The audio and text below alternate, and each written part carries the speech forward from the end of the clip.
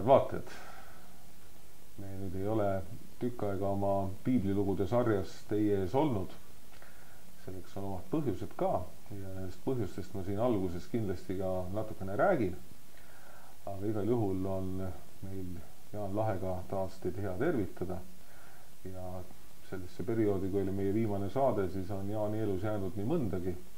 Ehk siis täna ma ei saa mitte ainult öelda, et hea ametivend Jaan Lahe on minuga siin laua taga, vaid ka Kaarlikoguse värske abiõpetaja Jaan Lahe on siin minuga laua taga. Tere, Jaan! Tere! Meil tekkis see paus sisse selle tõttu suures osas, et sul oli suhteliselt kiire seal kevadel ja siis sa läksid veel tükiks ajaks Inglisemaale ka.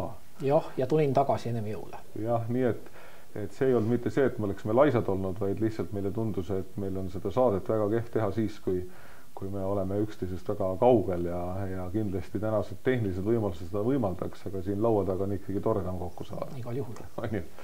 Aga see, millega me hakkame tegelema, siis on see, et me hakkame rääkima jälle piiblist, aga me oleme nüüd kokku leppinud, et me alustame piibli algusest ja räägime tegelikult teemadel, mis on siis seotud tänase saate formaadis siis alglugudega ehk siis esimese Moosese raamatu mälut mööda esimese 11 peatükiga suurusjärgus.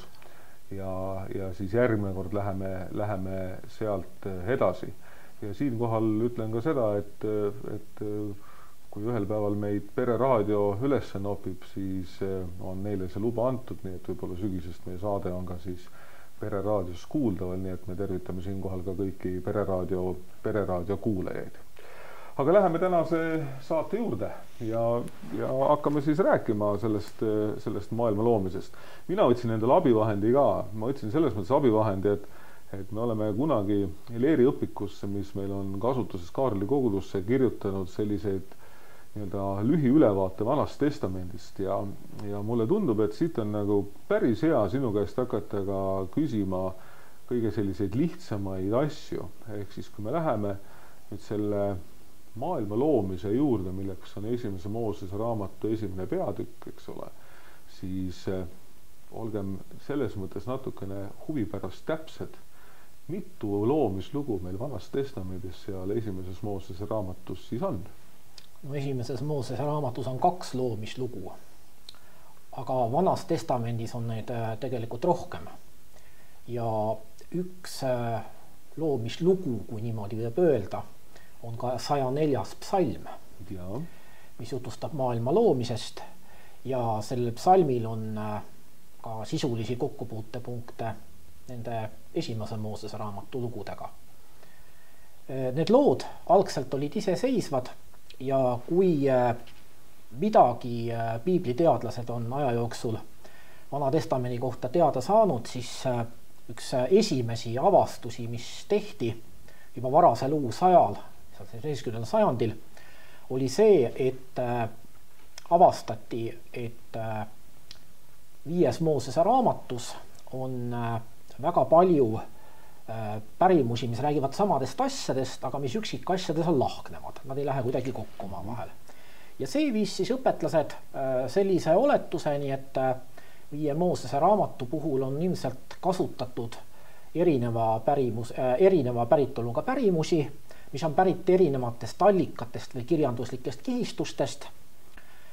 Ja tegelikult seda mõtet, et tõenäoliselt on 5. Moosese raamatus ka osi, mis ei pärine Mooseselt endalt, nii nagu pärimus väidab, et Mooses on need raamatud kirjutanud. Kusjuures olgu öeldud, et see pärimus on hiline. See pärimus on teadaolevalt jälgitav alates Jeesuse ajast, mitte varasemast ajast, mingeid vihjed ei ole varasema aja kohta, et keegi oleks seda väitnud. Juba keskajal oli üksikuid juudi rabisid, kes leidsid, et on üksikuid salme 5. Moosese raamatus, mis ei sobi kuidagi Moosese aega ja avaldasid arvamust, et need oli hilisemad lisandid, kellegi meile tundmatu redigeerija poolt. Ja 1520. aastal, see on väga täpselt dateeritud, esmakordselt üks selline saksa teoloog nagu Karstadt, Luteri kaasaegne, ütleb otse välja, et 5 Moosese raamatut ei saa olla Moosese kirjutatud, vaid on hilisemast ajast pärit. ja varasest uusajast alates, 17. sajandist alates on järjest enam löönud läbi siis see veendumus, et need raamatud on kasutanud erinevaid allikaid, mis on pärit erinevatest aegadest. Ja kuigi neid allikaid on nimetatud erinevalt, dateeritud erinevalt, siis kõige tugevamalt lõi läbi üks selline hüpotees, mida tänapäeval nimetatakse uuemaks või nooremaks ürikute hüpoteesiks. Ja see hüpotees siis väidab seda, et me peame arvestama 4 sellise erineva ürikuga, milles siis on see 5 Moosese raamatut kokku pandud. Nende nimedeks on Jahvist, Elohist, Deuteronomium ja Preestri koodeks.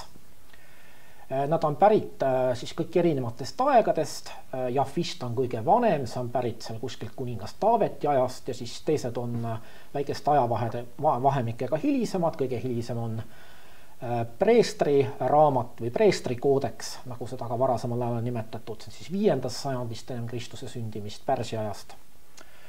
Aga selline allikate teooria oli kuni 1970. aastateni valitsev, et kui me loeme õpikuid, mis on sellest ajast pärit, no sa ilmselt oled Usuinstituudis ka Artur Vaiseri Vana Testamendi sissejuhatuse järgi õppinud, seal on antud ka siis selline jaotusallikate järgi, aga nüüd pilt muutus 70. aastatel, tänaseks on oluliselt muutunud ja muutub pidevalt. Ja muutub siis see, et on jäädud küll selle juurde, et on kasutatud erinevatest aegadest pärit allikaid, aga muutunud on see, et neid allikaid on dateeritud järjest uuemasse aega. Tänapäeval ei julge mitte keegi väita näiteks, et Jahvist, no osa uurijad osa kahtleb, et kas omaette selline allikas on olnud. Osad arvavad, et tõenäoliselt oli, et see on kirjutatud kuskil kuningate ajal, seda keegi väita tänapäeval enam ei julge. Ja ütleme siis niimoodi, et need allikad on siis praegu dateeritud seal kuskile vahemikku 6. kuni 4. sajand ennem Kristuse sündimist. Ja vaieldakse erinevate allikate puhul, et kas on tegemist ühtsete allikatega olnud või tuleb mõned allikad jagada omakorda veel erinevateks allikateks. No näiteks see sama kihistus või ürik Elohist, eks ole, millest juttu oli alguses. Selle olemasolu väga vähesed uurijad tänapäeval usuvad tänapäeval. Jahvisti olemasolu usuvad rohkem, aga teda dateeritakse hilisemasse aega. Ja milles nagu eriti kahelda on siis Deuteronomium ja Preestri raamat või Preestri koodeks, et need on omaette küllaltki ühtsed allikad, aga ka need dateeritakse siis hilisemasse aega. Ja arutelu siis selle üle, et kuidas neid allikate jagada tuleb ja kuidas pärimusi tuleb jagada allikate vahel, kestavad edasi ja mis nagu üldtendents on see, et väga palju pööratakse tähelepanu üksikutele pärimustele, mis on seotud omavahel, nagu need algloodki näiteks, millest me rääkima hakkame. Ja suuremate üksuste puhul nagu mingid allikad, kust on võetud hästi palju erinevaid jutustusi, et nende kohta julgetakse nagu midagi kindlat väga vähe väita. Ehk siis teiste sõnadega põhiliselt vaadatakse üksikuid lugusid ja nende seoseid, et selles mõttes nüüd on muutus toimunud. Ma tuleksin selles mõttes korraks selle 5 Moosese raamatu juurde selles tähenduses ka, et kuidas see jaotus nagu juutidel on, et ma ei mäleta, kas me seal varasemates saadetes oleme sellest rääkinud, aga Vana Testament kui selline, eks ole, on ju tegelikult nii-öelda meil ja juutidel erinev, mida need nimetavad Vanaks Testamendiks, et mis see siis juutide Vana Testament on? Ma lihtsalt nii-öelda kuulaja ja vaataja nagu jaoks küsin. Sisu ei ole erinev, protestantlike kirikute Vana Testament kattub juutide piibliga sisuliselt.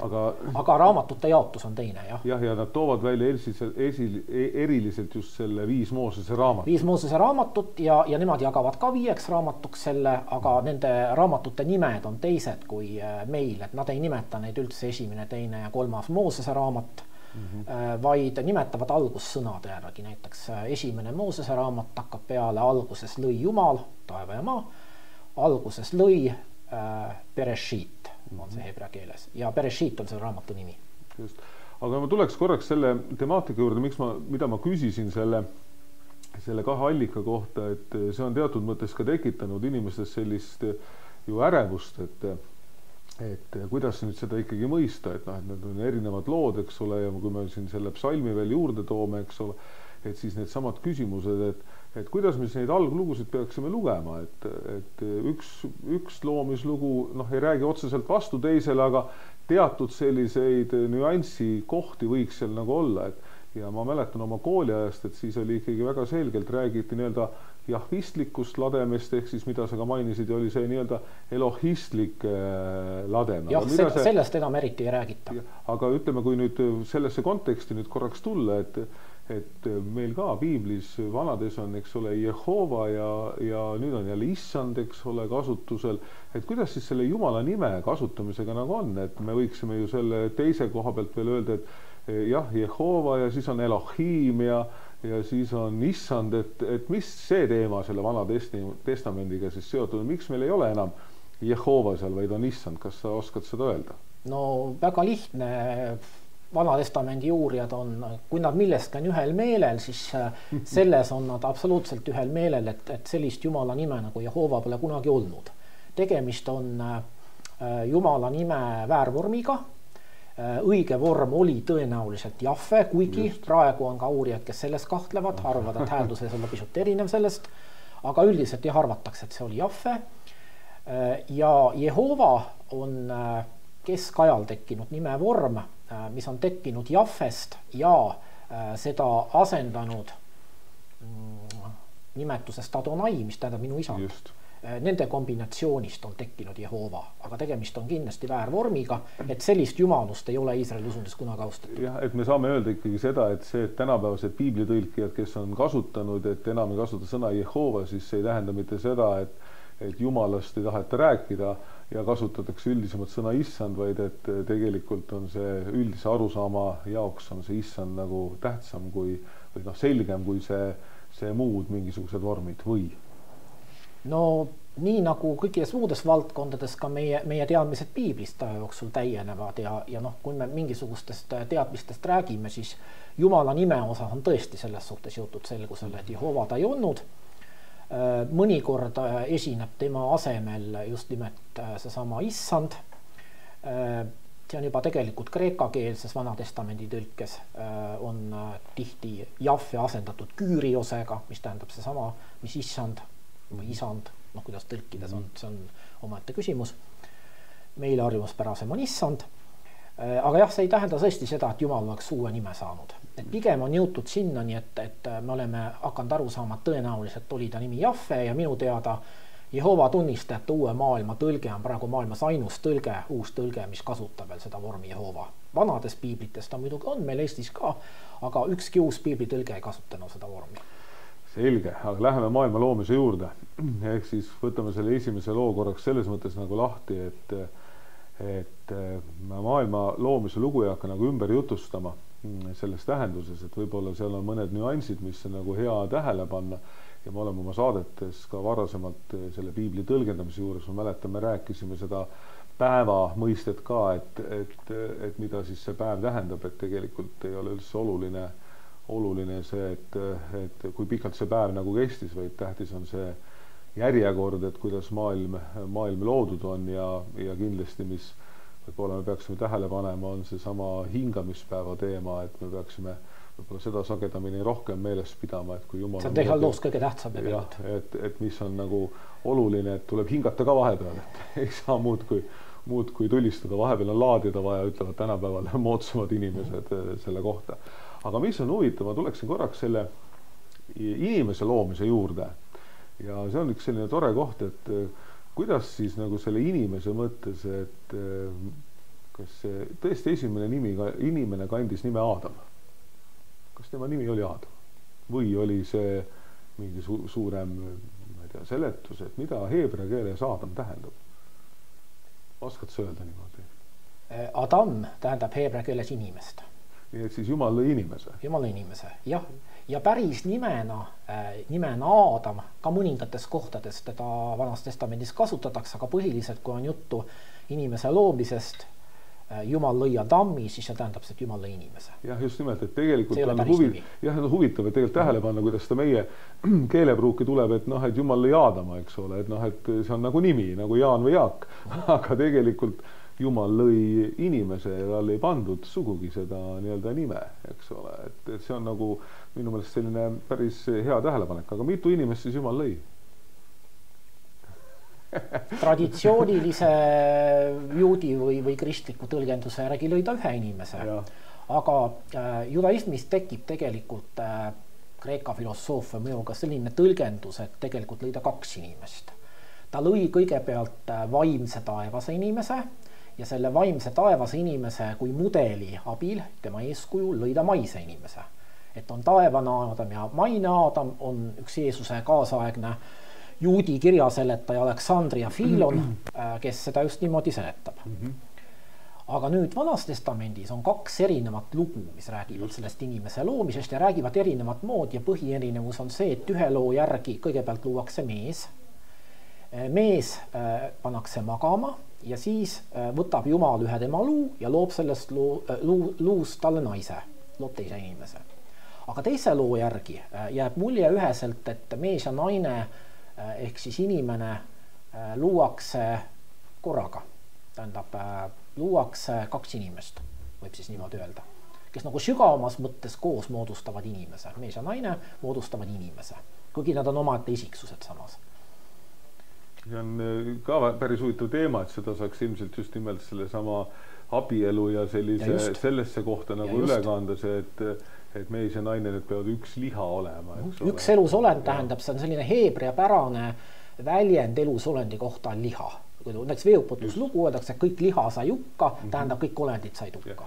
Et see on nagu, aga see ei ole meie tänase saate temaatika, aga see, miks ma seda tahan eriliselt nagu esile tuua, võib-olla sellesse natuke nagu nii-öelda kinni olen jäänud, ongi siis see sama küsimus, et tegelikult, et jällegi ka selle loo puhul, Aadama ja Eeva loo puhul ja inimese loomise loo puhul, ei ole äkki põhiküsimus selles, et täpselt, et millisest luust tehti või kuidas seal on olulisi nüansse, ma ei taha öelda, et mitte midagi ei ole oluline, aga siin nagu, ütleme sellises populaarteaduslikus mõttes me võiksime öelda, et oluline on mõista seda, et looja on see, kes on inimese loonud, aga mitte, et ta ei ole arenenud ja see on ka ilmselt üks koht, mis aeg-ajalt nagu sellist küsimust nagu teaduslikus mõttes on püütud, intriigi on püütud selle pealt tekitada, et teadus ütleb, et ei ole loomine, vaid on evolutsioon, mis on sinna selle inimese teinud. Või mis see tänane arusaam on, et kas see jääb samasuguseks või peaksid teadus ja religioon omavahel selles suhtes ikkagi piika murdma või seda üldiselt teadusmaailmas vist ei tehta? Ei, seda ei tehta ammu enam. Just. Loomist ja evolutsiooni ei vastandata ammu enam, ainult teatud sellistes kristlikes fundamentalistlikes ringkondades seda tehakse, mõningates vabakogudustes kohtab seda, sest läbi on löönud ikkagi see arusaam, et need samad loomislood, olgu maailma loomise lugu või inimese loomislugu, need võib eraldi lugudena ka vaadelda, nad ei taha tegelikult kumbki olla täpne kirjeldus selle kohta, kuidas inimene tekkis, vaid oluline nende lugude puhul on sõnum. Ja sõnum on just nii see, mis sa ütlesid, eks ole, et maailma inimesel on looja. See tähendab, et on keegi, kes on nii-öelda aluse pannud maailmale inimesele, nad olemasollu kutsunud ja kes jääb nendega seotuks. Just. No nii, järgmine mütoloogiline, ei saa öelda inimese kohta mütoloogiline, aga minu jaoks järgmine mütoloogiline tegelane on madu. Aga see tuleb siis nüüd järgmises loos juba. Just nimelt, et see tuleb järgmises loos sisse, tuleb see madu, kes siis seda Aadamit ja Eevat, kes on ilusasti seatud majapidajateks, ehk siis ütleme ülevaatajateks kõige Jumala loome üle, siis kui Aadam ja Eeva ennast seal selles paradiisi aias, olgu see siis piltlikult ka niimoodi ette meile kujutatud, selles heas ilusas elus elavad, toimetavad, hoolitsevad Jumala loode eest, siis ühel hetkel tuleb üks elajas, kui nii võiks öelda, kes siis ütleb Aadamale või tähendab kõigepealt tuleb Eeva juurde ja hakkab Eevale rääkima seda, et kuule, seal on üks puu, mille vilja tuleks süüa. Mis puu see võis olla, Jaan? Kas see oli mingi selline eriline puu? See oli eriline puu, mille kohta öeldakse, et see on hea ja kurja tundmise puu. Aga kas see puuna oligi selline, et oligi, et kui võtad vilja, siis nagu juhtub tuhkad, oli see, ei, lumevalgega see loos oli see, et ammustasid õuna ja siis langes lumivalgega surnult maha. Kurbloolisus oli see, et kumbki ei Aadam ega Eeva ei teadnud, mis sellest vilja maitsmisest tuleb. Ja Jumal oli keelanud selles süüa. ja oli öelnud, et sellel päeval, kui te sellest puust sööte, te peate surema. Nüüd madu keelitab siis naist sellest puust võtma ja maitsma. Naine tõrjub seda tagasi, et ei, et Jumal on keelanud ja mina seda ei tee. Ja siis ütleb madu, et Jumal ütleb küll, et te surete, kui te sellest sööte, aga te ei sure, vaid te saate Jumala sarnaseks, tundes head ja kurja. Just, see on hästi nüüd tore nüanss, mulle mäletan kunagi varasetest õpinguaegadest Soomes oli see, kus eriliselt toodigi see nüanss nagu välja, et just nimelt, et esiteks, et madu kuidagi ei ähvardanud inimesi, et kui te ei söö, siis ma salvan teid. Ja vaid ta just nimelt meelitas ja kõige esimene meelitus, millele Eeva väga hästi vastu hakkas, oli see Jumala sõna kahtluse alla seadmine. Ehk siis, et kas Jumal on tõesti ütelnud, et ei tohi süüa. Et noh, ja siis Eeva nagu kordab seda et Jumal on tõesti ütelnud, et ja nii edasi. Ehk siis jah, ta seab usalduse Jumala vastu kahtluse alla. Aga muidugi ma ütlen ühe asja siin veel, et seda kohta on ka väga palju kuritarvitatud või väärtõlgendatud ja üks tõlgendus, mida nagu mina olen väga palju elus kohanud, on see, et sellega on teinekord just fundamentalistlikud ringid tõrjunud üldse piibli tõlgendamist või piibli uurimist ja öelnud, et see on kahtlemine Jumala sõnas. Ja, et nii nagu see madu seadis kahtluse alla, näed Jumala keelu, eks ole, nii tänapäeval siis need liberaalsed teadlased, eks ole, samamoodi uurivad piiblit ja ei võta seda nii, nagu see on, vaid hakkavad seda tõlgendama. Ja, see on, ma ei ole kohanud, aga mina olen seda väga palju kohanud. See on täitsa usutav, et see on teatud loogika on siin selles mõttes olemas küll. Just, et selle asja mõte pole see, et me ei peaks piiblit uurima. Ja, absoluutselt. Ja nüüd, kui siit edasi minna, siis ju, mis juhtub see, et tõesti, et Eeva võtab ja sööb seda vilja. Ma ei tea, kas ma olen siis valel teel olnud, ma olen seda sageli leerilastele rääkinud, et tegelikult ju küsimus ei olnud mitte puus ja selle viljas, vaid küsimus oli selles teos, ehk siis see tegu ise, et noh, et see puu võis olla piltlikult suvaline puu, mille Jumal ütles. Ei no see puu on sümbol, et me ei pea seda nüüd niimoodi ette kujutama. Et ei olnud õunu. Ei, õuntest pole üldse juttu, puu viljast juttu. Et tegelikult ikkagi tegemist on selles teos nagu iseenesest, et no, see minu vihje selle lumivalgekese lool oligi see, et mitte seda ammustasid ja siis juhtus midagi, vaid tegelikult käe välja sirutus oli see, mis juba... No et teinekord on öeldud, et noh, et küll see piibli Jumal on ikka julm, et näed, inimesed ainult maitsesid õuna ja vaat, mis ta tegi nendega. Aga need tegelikult on just nimelt see tegu seal taga. Ja siis, mis juhtub edasi, juhtub see, et see sama Aadam siis võtab ja sööb ka, aga seda siis mitte jälle iseseisvalt, vaid nii Eeva on see, kes talle pakub ja siis ta võtab seda vastu ja siis mõlemad saavad aru, et midagi on nagu valesti. Ja see on hästi huvitav kirjeldus. Minu meelest seal Vana Testamendi puhul on see, et see hea ja halb hakkas nagu neis mängima, oli see, et nad tundsid, et nad on alasti. Et oskad sa seda alasti olekut kuidagi kommenteerida ka, et miks just see alasti olek nagu järsku neil nagu mingid, ma ei tea, meeled tööle paneb, et midagi on valesti või? No see on psühholoogiline võrdpilt, ma arvan, et kui inimesest saadakse midagi teada, millest ta ei arva, et keegi seda teada võiks saada, siis ta tunneb ennast justku alasti olevat. See on midagi võrreldavat sellega. Ilmselt küll, jah. Ja siis nad võtavad, eks ole, viigimarja lehed ja katavad ennast. Ei, see tuleb alles pärast. Kui nad aetakse välja sealt aiast, siis Jumal valmistab neile. Just, nad peitsid ennast põõsast, et see ajas mind nagu sassi, et nad hakkasid ennast Jumalast peitma, et see eksitas mind küll praegu. Ja Jumal küsib, et Aadam, kus sa oled? Aga kas siis Jumal ennem ei näinud või, et ta pidi küsima? Mis sa arvad? No... Kas Jumal näeb igale poole? No kindlasti näeb, aga ega see lugu siis ei ole selles mõttes sõna-sõnalt võetav. See on ikkagi mõistu lugu, võiks öelda, pilt, mis kirjeldab midagi, mis toimus inimese Jumala vahel ja mis tegelikult toimub praegu ka. Et mulle tegelikult meeldib selles mõttes seda mõelda just nimelt selle vaatevinkli pealt ka, et kui me sellest maailma loomisest räägime ja sellest patulanguse loost räägime, siis ju siin ka mõnes mõttes väljendub ka teatud Jumala armastus inimese vastu sellega, et vaatamata sellele, et ta näeb, et inimene oma käe välja sirutab, ta ometi ei hakka teda vastu sõrmi lööma ja noh, nii edasi, vaid ta tegelikult kuni lõpuni välja isegi siis, kui inimene on sellest teost üle astunud, ootab ta, et inimene ütleks, et ma eksisin, palun vabandust, aga mida teeb inimene? Ei. Aadam ütleb, Eeva on süüdi, Eeva ütleb, et madu on süüdi, ehk siis mitte mina, vaid kõik need teised on süüdi. Ja see on minu meelest see koht, mis lõpuks nii-öelda selle karistuse kaasa tööb. Ma olen mõelnud, et mis oleks juhtunud siis, kui näiteks Aadam oleks öelnud, et tõesti ma eksisin. Issand, anna andeks. Ma olen käitunud valesti ja Eeva oleks teinud seda sama. Huvita, mis aga ilmselt nad ei saanud aru sellest. Nad olid siirad. Nad olid ka oma eksimuses siirad. Ja see on väga huvitav, jah. Ja Iisraeli, ütleme, usundi sellise arusaama järgi oleks tegelikult täiesti, no ütleme niimoodi, et kõlab julmalt, aga olnud täiesti okei, kui see Jumal oleks vihastanud ja hävitanud nad ära, nii Aadam kui Eeva pärast seda. Sest kui me varsti jõuame veeuputuse juurde, siis tegelikult mõnes mõttes see esimene hoiak on sarnane, et kõik tuleb ära hävitada. Just nimelt, aga ta ei tee seda. Ja siis ta ikkagi otsustab, et ma ei tee, nii et jah. Et siin teatud paralleel, ütleme esimene patu langemise loo ja veeuputuse loo vahel mingid head seost on, aga sinna läheb veel natuke aega. Sest mõlema loo puhul on juttu inimese eemaldumisest Jumalast ja Jumala reaktsiooniga sellele. Absoluutselt.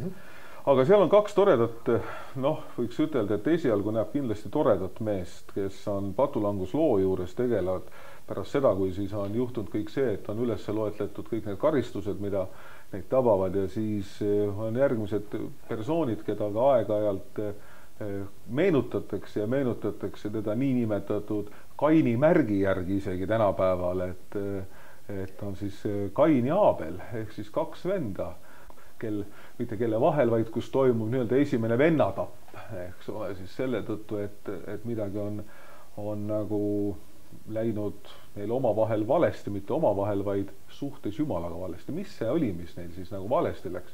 Kas oskad seda öelda, et miks siis üks ohver võeti vastu ja teist ei võetud vastu? On selle kohta meil seal mingit täpset seletust ka või? Seletust loos ei ole, aga kui me vaatame, kuidas Iisraeli Jumal toimib erinevates Vanatestamendi lugudes, siis sealt nagu teatud loogika joonistub välja küll ja vastus on lihtsalt see, et ta lihtsalt tahtis nii.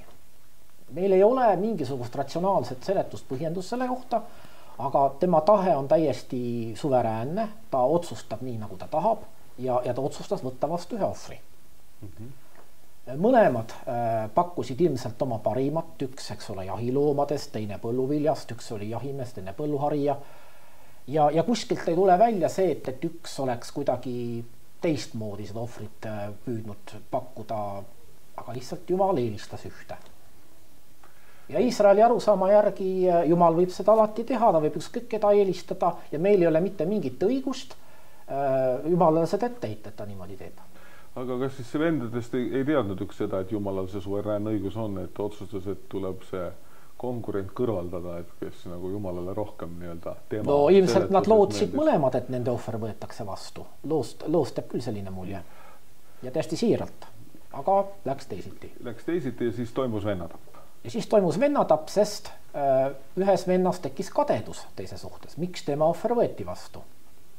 Ja see on jällegi selline üldinimlik nähtus, et mis viib ühe sõnaga mõrvadeni ja selliste sarnaste tegudeni tihti on just nimelt kas siis viha või kadedus ja seal loos see tuleb väga hästi välja selles mõttes. Jah, viha, kadedus ja kõik algab veel sageli peale himust, eks ole. Või näiteks jah, soov endale saada midagi, mis kuulub teisele.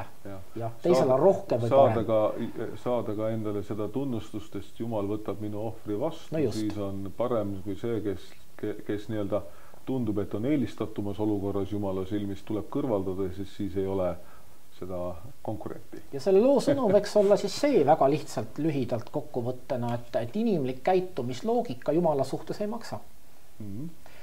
See on minu meelest väga hästi tuleb välja, ma toon paralleeli ka ühes Uue Testamendi loos, mis oli tegelikult lugemisena alles hiljuti. Tartu Ülikooli koguduses ma pidasin ingliskeelset jumalateenistust, jutlustasin tähendamissõnale Viinamäetöölistest. Ja seal on ju nõnda, eks ole, et Viinamäe omanik palkab endale töölised ja mitu korda saadab siis oma sulased neid töölisi otsima. Erineval ajal, eks ole, ja lõpuks on palga maksmine ja kõik saavad ühesuguse palga. Ja need, kes on varem tööle kutsutud ja rohkem töötanud, hakkavad nurisema, miks meie saame sama palju või sama vähe kui need, kes on hiljem tulnud. Ja siis ütleb see peremees, et aga, et kas sa siis oled kade, et kui ma nüüd enda omaga teen, mis ma tahan, et kas on siis halb, võtta oma palk ja mine oma teed. Mina tahan anda nendele, kes hiljem tulid, sama palju kui sulle. Ja ma ei ole ebaõiglane. Jah, see on hästi tore mõelda, mulle hästi meeldib ka selle. Et niisuke üldinimlik loogika täiesti tehakse tühjaks siin. Ja sellega on hästi tihti see, et inimesed arvavad, et loogiliselt peaks see nii olema ja tegelikult selgub, et me asetame või see inimene asetab ennast valesse positsiooni, sest see, kes palka maksab, otsustab, kellele kui palju ta maksab, aga mitte see, millal keegi tööle läks ja siis talle tundub, et see peremees peaks tegema nii. Ei, peremees otsustab seda, mis palka ta kellegile maksab. Jah, et nii see on ja Jumala suveräänsuse mõttes on see Kaini Aabeli lugu selles mõttes väga nagu ilmekas lugu küll, et Jumal tegelikult saab teha seda, mida ikkagi tema tahab. Ja me jõuamegi sinna, et inimene siis oma olemuses nii-öelda lihtsustatult muutus üha paadunumaks ja üha patusemaks ja olukord tekkis selline, kus Jumal otsustab, et tegelikult on ta selle inimese loomisega kõvasti eksinud ja nii-öelda eksinud ja valesti teinud ja nüüd tuleb see viga parandada sellega, et inimsugu tuleb maa pealt hävitada. Seal vahetult ennem seda toimus üks asi tegelikult veel.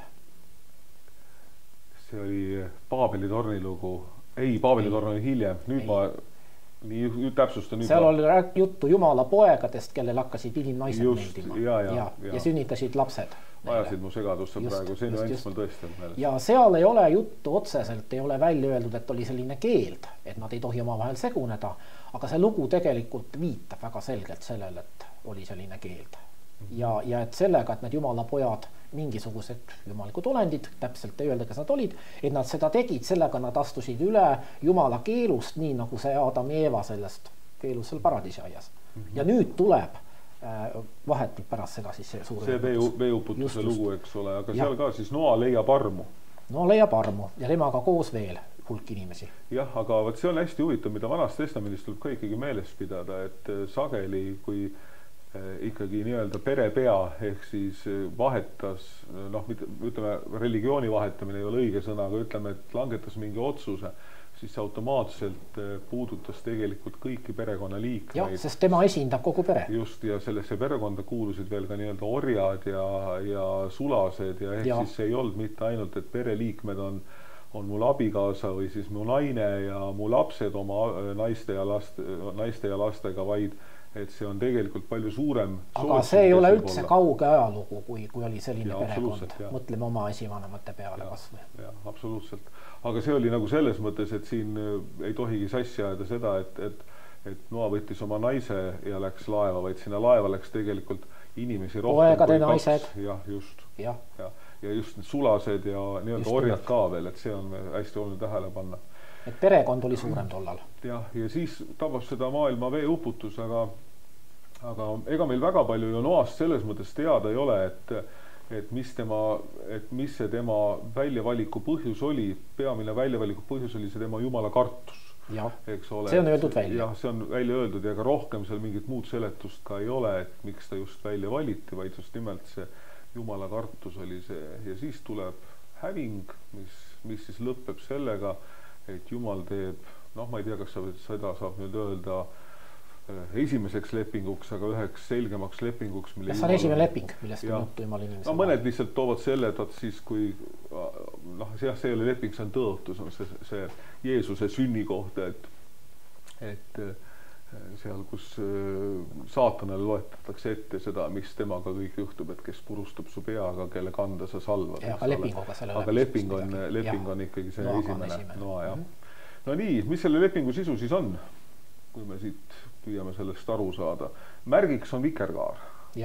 Aga see sisu on see, et Jumal ei hävita enam inimkonda nõnda, nagu ta seda seni on teinud. Just, sest ta on aru saanud, et see ei ole lahendus. Inimkond ei muutu paremaks sellest. Absoluutselt, see ei jõua nagu mitte kuskile välja. Ja selle vikerkaare kohta veel selline märkus, et selle vikerkaare kohta on väga paljudel rahvastel selline nimetus nagu ammukaar. Ja mõte on siis see, et Jumal paneb nüüd relvad maha. See vikerkaar sümboliseerib seda, et ta ei sõdi enam inimeste vastu. Jah, see on ma ei ole seda niipidi kunagi mõelnud, nii et mulle ka jälle üks teadmine juurde. Ma olen kuulnud seda sõna ammukaar, aga see on natuke see sama asi nagu ütleme, et teatud hetkedel, kui inimesed kirikusse läksid ja kirikus on tänasel peal ka rahusoov, ehk siis antakse üksteisele kätt, mis on märgiks, et ma ei kavatse sind praegu tappa. Pärast ja see käesurumine on sealt tulnud, et käsi on vaba, relva käes ei ole. Et pärast küll, aga praegu mitte. Just. Et see kindlasti seal nagu kehtib. Mis meil selle esimese 11 peatüki juures veel nagu sellist, mida me võiksime nagu tähele panna, on siis Paabeli torni lugu ka, eks ole, et ma tegelikult selle Paabeli tornist räägiks ka kahe sõnaga, et mõni on toonud see Paabeli torni võrdlust on toodud Pisa torniga, et Pisa torn on viltu, et Paabeli torn on umbes oli samamoodi, et seda ei öelda selle, et ta viltu. Jah, ei ta viltu ei olnud, aga ütleme, et seda on nagu püütud kirjeldada, et midagi Pisa torni sarnast, aga ta pidi olema märksa kõrgem, sest otsustati ehitada ju taevasse välja. Ja siis Jumal jällegi peab sekkuma, et inimesed on hakanud otsima Jumalat mitte selle eesmärgiga, et kus leida tema isalikku hoolt ja lähedalolekut, vaid püütakse minna vaatama, kus see Jumal siis on, kui mu mälu mind nüüd ei peta selles kirjelduses. Jah, öeldakse, et inimesed said liiga vägevaks ja Jumal pidi sekkuma nii-öelda preventiivselt, sest keegi ei tea, mis edasi oleks saanud, kui nad oleksid veel vägevamaks saanud, mida nad oleksid võinud korda saata.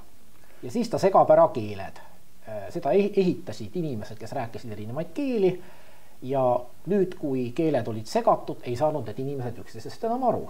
Et eeldatakse, et kunagi rääkisid inimesed ühte keelt ja tegelikult see on niinimetatud aitioloogiline lugu, neid on hästi palju Vanas Testamendis, mis seletavad, miks on maailma asjad nii, nagu nad on.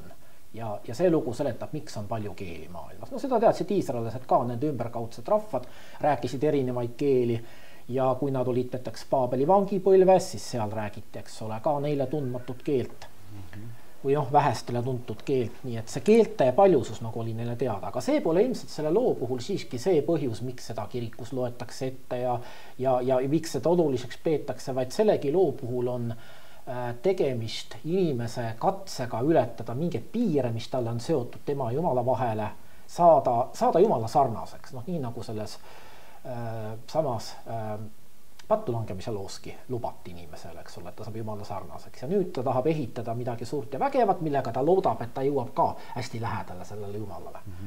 Aga Jumal sekkub nüüd ja ei õnnestu see inimesele.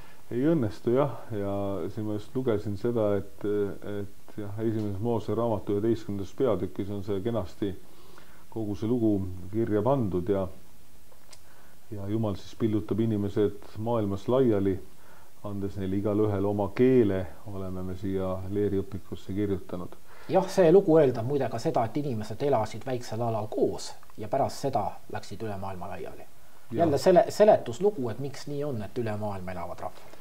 Jah, aga ja samas ilmselt ka see lugu tegelikult oma olemuses ei pretendeeri selles mõttes tõele, et ta täpselt just ajaloolises mõttes kindlasti. Ja eeskujuks ilmselt olid need Mesopotaamia tsikuraadid, mitmekorruselised tornid, kuhu siis preestrid tõusid üles, kus palvetati jumalate poole, et neid nad nägid seal Mesopotaamias, avaldas neile suurt mõju ja siis ilmselt inspireeris seda lugu.